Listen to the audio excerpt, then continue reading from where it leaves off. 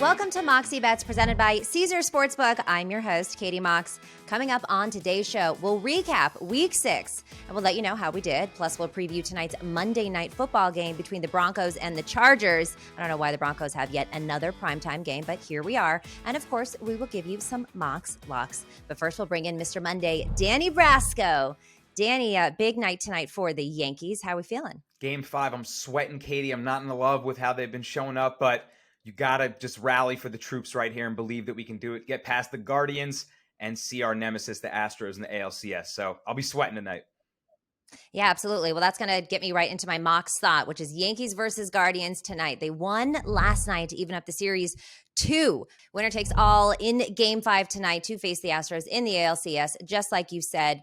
And then, of course, in the NLCS, Phillies versus Padres. Phillies won the series versus the Braves 3-1. Padres won against the Dodgers, which I think surprised everyone. But I will say, Danny, you and I were telling everyone to buy low with the Padres, and it's looking like maybe that was a pretty good bet. But how are you feeling about just how everything shook out? I think a lot of people were surprised with the Dodgers and even the Braves a little bit. I didn't really see the Phillies coming out on top here. But what do you think of just what's going on in the playoff race right now for MLB? Yeah, I mean, pretty wild. The wild card teams are pulling through. I agree with you. I thought the Cardinals were going to take care of the Phillies, and they've really showed that their pitching is stronger than we expected. I mean, Phillies had a lot of holes in their team defensively earlier in the year, and now they're taking down the powerhouse Braves. The Padres take down, the favorite Dodgers. Dave Roberts, before the beginning of the season, guaranteed that the Dodgers would win the World Series. So now there's egg on his face, and we're replaying that clip. Like, the Titans are falling, so I'm hoping that my Yankees, as a powerhouse in the AL, can come through. The Astros are there. It's getting a little wacky. The addition of another wild card team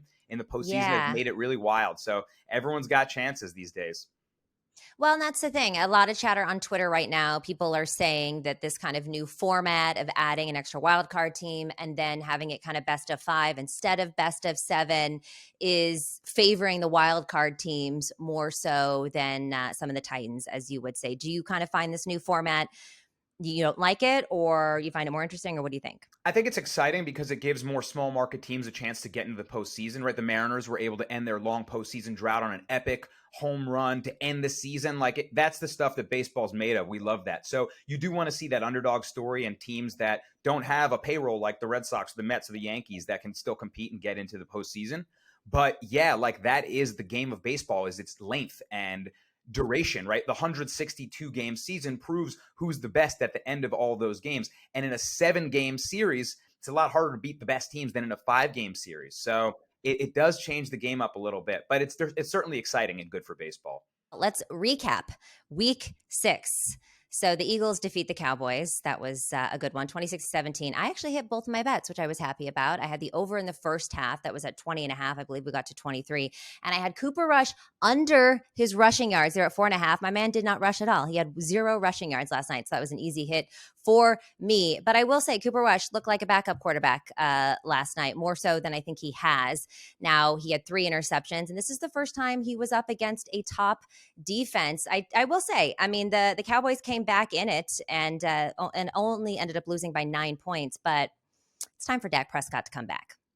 Yeah, Katie, all week long, I was feeling like the Eagles were going to have the better defensive performance than the Cowboys, whose defense has been getting all the hype, the defensive touchdowns, wreaking havoc in the backfield. But Cooper Rush was finally made to look like the backup quarterback he is. I mean, the Eagles defense, I still believe, is more complete. The Cowboys, when they're not getting the takeaways, they're still exposable. You know what I mean? And now the Cowboys offense really shows that, right, when they go up against the top tier teams, it's just not going to be enough. So I was able to cover the Eagles -6 spread. I lost the under by the hook. I had 42.5. Ends on 43. That's the way she goes. But still an interesting game. And I think it showed a lot about the NFC East, that the Eagles are still the class of it, and the Cowboys are a little bit away with that weak offense. Yeah, absolutely. And your Giants, speaking of New York sports, they advanced to 5-1. The Ravens, or they won against the Ravens 24-20. Lamar Jackson, again, losing the game for his team in the final minutes of the fourth quarter. It's kind of the Wink Martindale revenge game here. I went 1-on-1 this game, took the Giants plus the 5.5, but then I kind of tried to hedge. And I took the Ravens team total over 24.5, and that didn't hit. But how are we feeling? Interesting. I like your bets. You know what's funny, too? I bet against the Giants in this game somehow. I wanted it's called hedging your happiness, Katie. I'm happy they won. I could have made money though, right? And to me, the Yeah. line made no sense. They just beat the Packers, and they come in as plus 5.5 dogs against the Ravens. I thought it was the books begging you to bet on the Giants. They were public money line underdogs. Guess what? Doesn't matter. They cash again. Brian Daboll is the coach of the year so far. I mean, every week I come on here and say, Katie, I know I'm a Giants fan. I try to kind of temper the flames on the hype a little bit, right? This is real at this point. It's 5-1. Yeah. What are they going to say now? I mean, Katie, we're doing this with no receivers. Everybody is hurt. We barely have any weapons on offense, and we're still finding ways to win. The winning culture is very real. So I went 2-1 on this game. I cashed 2 Lamar Jackson rushing props, but I lost the Ravens minus 5.5, and I'm happy about that. A little profit. Giants win. We're 5-1, Katie. Wow. It's very exciting. But let's talk about Lamar Jackson here, though, because, he turned down that $250 million payday, and he has now been the reason, in the final minutes of the fourth quarter a few times this season that they have lost games. Do you think that it's not that he's still not playing well, but this has got to hurt his campaign to get that over $250 million guaranteed money? Yeah, Katie, you're not wrong. I mean, the season begins, he starts rattling off MVP level statistics, right? He's running all over the field, he's passing, and all of a sudden, in the key moments, statistics aside, he's throwing game-losing interceptions in the red zone. Like, at the end of the day, we can tally up all the yards and the touchdowns and whatever he ends up with. But if the Ravens don't get those key wins in those moments, that's what you pay the big bucks for. So yes, the only I think stat that matters right now. The only stat that matters is winning, and the reason why they haven't won these games has been him 3 times this season. So I mean, we still got a long way to go, so we'll see how it turns out. But I would be wishing that I took that $250 million. All right, I think the game that everyone was the most excited to watch, the Bills versus the Chiefs. And the Bills won 24-20. This was my best game. I had all 3 of my bets. I had the Bills minus 2.5. And then I also had Diggs and Davis for anytime touchdowns. They both got into the end zone. Josh Allen, I think, played just a little bit better than Patrick Mahomes did. He had 3 touchdowns and no interceptions. Mahomes, 2 touchdowns, 2 interceptions. And I said it on the pod on Friday, and I stand with this. Von Miller was the difference maker in this game and for this Bills team, specifically with the pass rush. He had 2 of the 3 sacks on Mahomes. I mean, I think he was all the difference. I really do. I mean, I don't think that anyone was able to get to Mahomes last year like Von Miller did. And I think the Bills are going to go to the Super Bowl. This is such a great win for them. And it was a good game. It was a tight one, tighter than expected. I thought the Bills might have ran away with it. But yeah, I agree with you. Von Miller, aside from the 2 sacks that he actually got Mahomes to the ground on, he was just wreaking havoc all day. And he impacted so many more plays, right? Mahomes tried to do the and one mixtape move again, right? He's running around the pocket, tries to throw a sidearm in the corner of the end zone. Patrick, it was really cool the first time. That is a low percentage shot, as they would say in basketball, and it ends up in his interception. I felt like in that moment, and it was early on in the game when that happened, I kind of was like, cash Bills minus 2.5. Like I knew we had it right then and there, just doing too much against a team that's too solid. Can't make those mistakes. So I had Bills minus 2.5 as well, and I was happy to cash that. You crushed it at 2 anytime TD scores. Let's go, Katie. This is a nice game for us. Yes, I needed it too because I kind of got my butt kicked in the earlier slate of games. And then finally, by the end of the night, I was in the green. But it started off really rough for me. And then, of course, my 49ers lost, which was a thing for me as well. But let's talk about the other New York team, the Jets versus the Packers. The Jets defeat the Packers 27-10. Danny, the Packers have lost consecutive games as 7-point favorites for the first time since 1998. Sauce Gardner, of course, running around with the cheese head post-game, cheese sauce, making some mac and cheese there. So here's the thing. Are the Packers that bad, or are the Jets actually that good? My 2 cents on this is the Jets defense is actually legit. The offense is whatever. Williams himself had 2 of the 4 sacks on Rodgers. This is Robert Saleh football, okay? I know because I'm a Niners fan. This is Robert Saleh football. He was quoted saying, just keep giving them body blow after body blow after body blow and just keep punching them in the mouth. And that's exactly what the Jets did. And I love to see it. Nasty. I like that. I like me some Robert Saleh football. Low key, Katie, as a Giants fan, I've always had a soft spot in my heart for the Niners just because of that gritty, hard-nosed attitude they bring. Love it. I talk about just keep punching him in the mouth. I talk about culture, right? That's a defensive football culture I love. And I totally agree with the way you put that. The Jets defense is legit. It sucks to play them. It really does. And they're stingy. But more so, I think the Packers suck. Like they're bad. They're really bad. I don't know how else to put it. Like And I don't see the light at the end of the tunnel for them. Who's going to come in and save the day? Like Aaron Rodgers is your quarterback. If you've been watching Packers games and watched week after week how they play each different team, I haven't. They're gutless. There's not that much to look forward to. So, I think they're going to struggle a lot this year. Yeah, they'll beat some bad teams, but they can't beat good defenses. Well, the thing is there isn't protection for Aaron Rodgers. I think he's been sacked more this year than he has certainly in previous years or recent years. He struggles to find receivers and to just get that deep ball and move it down the field, and it's just bad. And Speaking of bad. I was going to say, sorry, Katie, though, last year their defense was really strong. They could win games on the back of that defense if the offense wasn't really clicking. This year, not really the case. They're giving up 24 plus all the time. Okay, speaking of bad, the Buccaneers versus the Steelers. Steelers defeat the Bucs straight up as 8-point dogs. I went 0-2 on this game, and I owe the Steelers an apology. I faded them on their team total. I took the under. I didn't think anything would happen, which, of course, they certainly got over 17.5 here. And I also took the Bucs to cover the spread. So I have egg on my face in this game, but I mean, what's up with Brady and Rodgers, right? I mean, Aaron Rodgers and Tom Brady finished 1-2 in NFL MVP voting last season, but they look nothing like MVP candidates this season. Sunday was the first time ever that Tom Brady and Aaron Rodgers both lost as 7-point favorites in the same week. Brady's off to his worst 6-game start since 2012. Rodgers is also off to his worst 6-game start since 2012. Both have 3-3 records. So we can talk about this Bucs game, but I'm more interested in what is wrong with Tom Brady and Aaron Rodgers. It makes no sense. I mean, maybe age is finally catching up to these timeless wonders. Life. Yeah. Maybe finally, right? I can't believe that the Steelers won this game. I was never going to lay the Bucs with the 10 or 8 wherever they closed, but it's unbelievable that they pulled off the win. Trubisky is back. Mitchell Trubisky is back on the field, and he led the win for the Steelers. Yeah. So, at this point, what do you make of the Bucs? What do you make of the Packers? I talk about overreactions a lot. We don't want to say the season's over or, kind of put the nail in the coffin quite yet. These are two great NFC powerhouse teams. Where's the hope on the horizon is what I'm asking. I just don't see what's going to fix these teams. So I think it could be tough sledding for both of them this year, and maybe they end up underwhelming us a lot when it's all said and done. Well, the Bucs have the absolute – they rank in the bottom of the league, their rush attack. They cannot run the ball to save their life, which, of course, I think puts a lot of pressure on Tom to try to throw the ball all the time.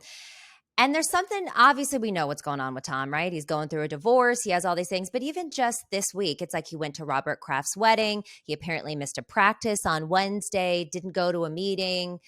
That's just not like Tom.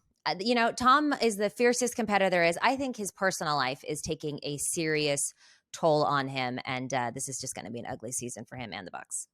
All right, Bengals versus Saints.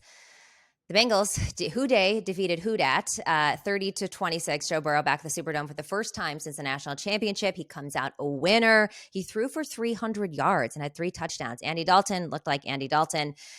He'd moved the Saints down to the Cincinnati 41 in the final minute before throwing 3 incompletions and getting sacked on 3rd down. So, Andy Dalton, I don't even know why he's still in this league, to be honest, but Joe Burrow looked pretty good. I think Dalton's serviceable. You dogged him, but I think he's solid. I mean, he's been okay for the Saints. And it was actually a closer game than I expected. The Saints closed at plus 3.5 after their receiver Chris Olave was announced out. And those 3.5 home dog lines are so appealing to me. They cash all the time.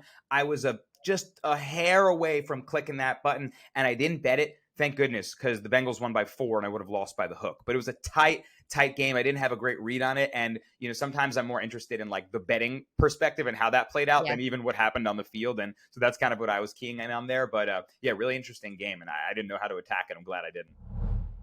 All right, people, we're brought to you by Caesars Sportsbook, the greatest sports betting app of all time. See, it's not just about the daily promos, odd boosts, or the hundreds of ways to wager. It's about the immortal words of Caesar himself. You bet, you get with Caesars Rewards. Every bet you place on the app, no matter the outcome, earns towards exclusive perks at Caesars Rewards destinations everywhere. Hotel stays, concert tickets, bonuses, and more. Download the Caesars Sportsbook app, become a Caesars Rewards member today, and get more with every wager. Must be 21 or older to gamble. Gambling problem? Call or text 1-800-522-4700. Lions, Tigers, and tailgates. Oh my, the college football season is always a great time of year. Besides the jerseys, the face paint, and the foam fingers, there's the food. And nothing gets you more fired up for game day than Eckrich smoked sausage. They're naturally hardwood smoked and have the perfect blend of spices. From buffalo sausage dip to sausage chili mac and cheese, Eckrich smoked sausage is a quick way to bring flavor to all your tailgate meals. Visit Eckrich.com for easy, one-of-a-kind sausage recipes. Eckrich, you do you. Time now for Capper's Corner, and we're going to preview Monday Night Football, yet another Broncos primetime game, this time versus the Chargers. Denver 2-7 straight up in its last 9 games. Chargers 8-3 against the spread in their last 11. The total has hit the under in 4 of Denver's last 5 games. I don't know what we did to deserve this kind of Broncos situation again, yet here we are. Look, I'm just going to go out and say it. I'm taking the under 45.5, and I'm taking the Chargers to cover the 4.5. Broncos 1-4 against the bread. They're 1-4 against the bread. Broncos are 1-4 against the spread this season. That is the worst 5-game against the spread of Russell Wilson's career. They have lost 5 straight road games. They're 0-2 this season. Since 2016, the Broncos are an awful 2-17 straight up and 4-15 against the spread in divisional road games. And the Chargers are getting healthy again. I know they kind of, laid some eggs in the last couple of games, but they're getting healthier. They're 4-1 against the spread through 5 games. And look, I just think Justin Herbert is a winner, and I think they're going to get the win here. I know the sharp money is all on the Broncos, but I can't do it, Danny. Can't do it.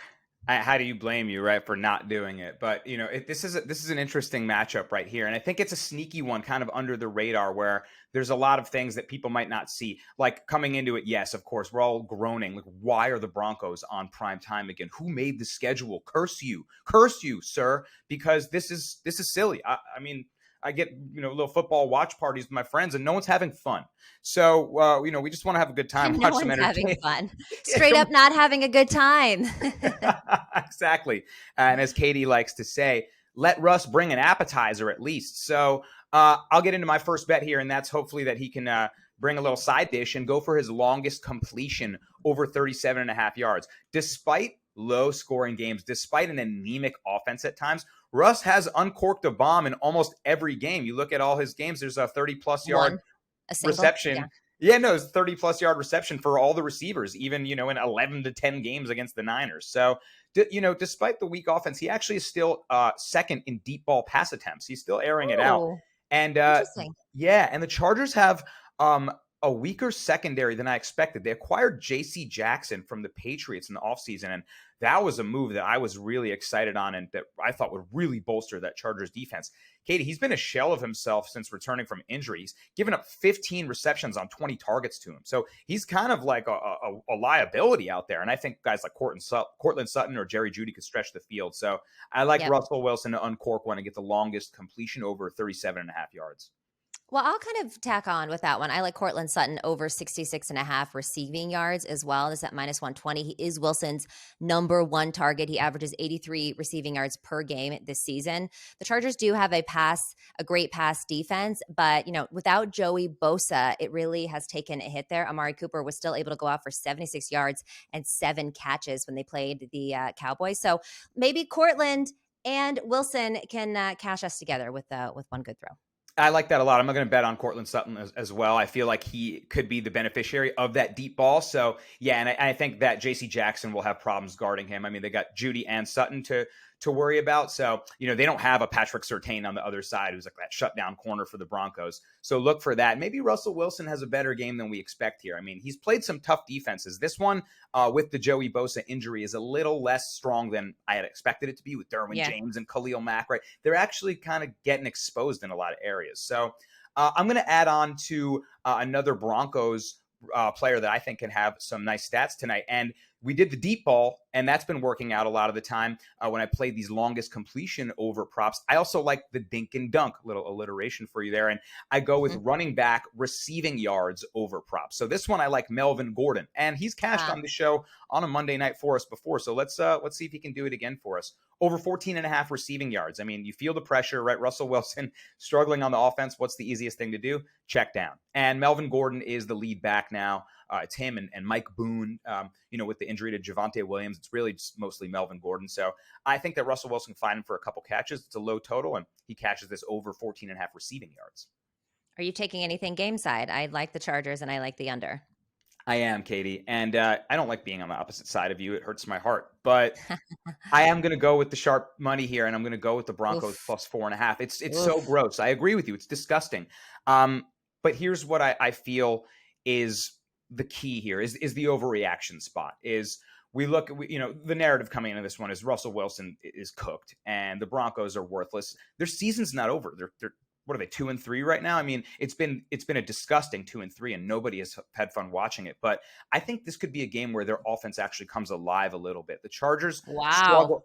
I know it says a bold comes take. Alive. I know. We were trying to resuscitate it for several weeks now. Literally, like they need an AED on site for that offense. But like the defibrillators, it's a bold take, and if I'm wrong, like I'll come back here and be like, I'm so sorry that was whatever. I mean, look, it's the sharp play, and a lot of money and a lot of sharps are on it. For sure. Like if you take a look at the key statistic is really pressure rate is what I'm looking at, and the Chargers, since Bosa has gone down, have not gotten good pressure rate. Russell Wilson's statistics drastically change when he's under pressure versus when he's not. With a clean pocket, he's got a good completion percentage, 4 TDs, only 2 picks. With an unclean pocket, that percentage goes down to in the 40s, and he's no touchdown throws. The Broncos also are god awful in the red zone. They have a 21% touchdown rate in the red zone. That's second to last in the NFL. The league average is 44%. So they're so underperforming. I feel like eventually, if they get down there, maybe there's some positive regression in this one where they start to score a little bit and cash in on those opportunities. So I feel like they'll make this one close at least, and it could come down to a field goal divisional matchup. I want the 4.5. I think Chargers could win by a field goal. It's kind of how I see it playing out. So I'll take the plus 4.5, and I'll clench my teeth the entire time. All right, I got one more for you guys. We're going to flip the narrative here, right? I'm saying that I think the Broncos offense can actually show signs of life, and I think Justin Herbert might be the quarterback to struggle in this one, oddly enough. The Broncos have the second-ranked pass DVOA. Patrick Surtain, like I alluded to before, is a blanket. I mean, their secondary is really good. And Herbert, similar again, flipping the narrative, we talked about Wilson against the blitz versus, when he has a clean pocket. When Herbert is not blitzed, he does phenomenal. He's a 108 passing rating. He's fantastic. Against the blitz, it drops to 78.7, which is 28th among qualified quarterbacks. So the Broncos get good pressure. Their defensive coordinator likes to run blitzes. And if they're able to get home, I think that he might be the one to struggle. Katie, I'm going to take a page out of your book. Remember when you cashed on Derek Carr under passing attempts on the Raiders Monday night game? Yes. So we were talking about how the line was set curiously lower than his average. And you still took it anyway, thinking, well, yeah, this line's kind of low. But I thought, hey, why would they set it lower? Odds makers don't set the number there for no reason. In fact, you were all over it. That cash, right? That cash with flying colors. Justin Herbert's passing yard total is way down from his average. He's averaging about 295, but the total set at 266 here. I think it's bait to take the over there against a really good pass defense and a good pressure D-line with a defense coordinator. I think the under 266.5 pass yards for Herbert is the play here. Hard to argue with that, considering it just cashed last week. So I might look into that one with you. Football season is here, and nothing beats seeing your favorite team live. Not only does Vivid Seats have great NFL ticket prices, they're also the official ticketing partner of ESPN.